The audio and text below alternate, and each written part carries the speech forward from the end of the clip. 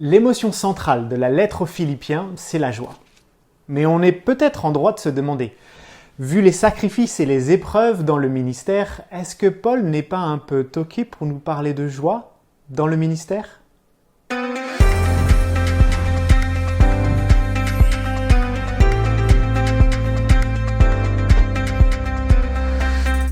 Cette semaine, nous continuons notre survol de la lettre de Paul aux Philippiens où Paul cherche à encourager au partenariat de l'Évangile. Et nous allons découvrir ensemble le secret de la joie de Paul dans les épreuves du ministère.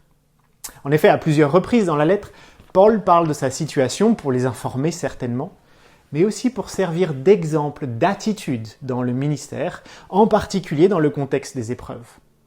Dans la seconde moitié du chapitre 1, il est question de son emprisonnement, ainsi que de la manière dont certains en viennent à prêcher le Christ par rivalité avec lui. Mais Paul ne désespère pas de la situation et à l'inverse, chapitre 1, verset 18, il dit « Qu'importe, de toute manière, que ce soit sous un faux prétexte ou que ce soit en vérité, Christ est annoncé et je m'en réjouis. » Paul, bien sûr, se réjouit que le Christ soit annoncé, mais la phrase ne termine pas ici. En effet, Paul continue dans la deuxième moitié du verset 18. « Et je m'en réjouirai encore. » Pourquoi ?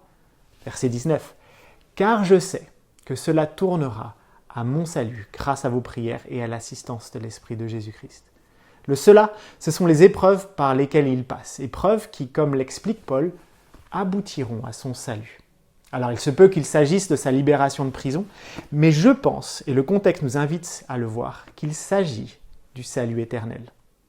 Alors qu'est-ce que Paul veut dire quand il explique qu'il se réjouit parce que ces épreuves par lesquelles il passe contribuent à son salut ?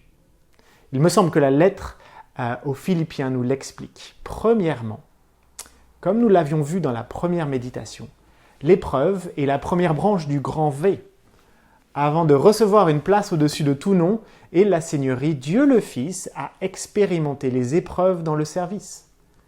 Connaître les épreuves dans le ministère, c'est donc marcher avec Christ en descendant le grand V, tout en sachant que la gloire reçue par grâce est à venir. Souffrir donc, c'est être sur le bon chemin vers la gloire que nous recevrons de Dieu.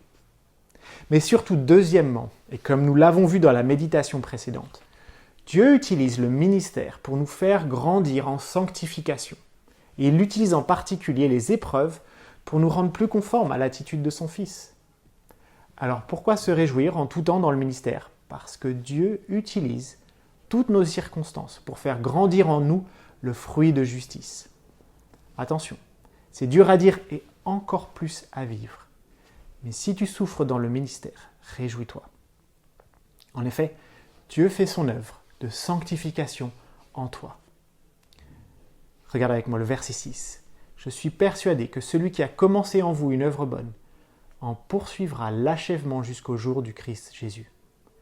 Rien n'est vain. Les souffrances du ministère tourneront au salut.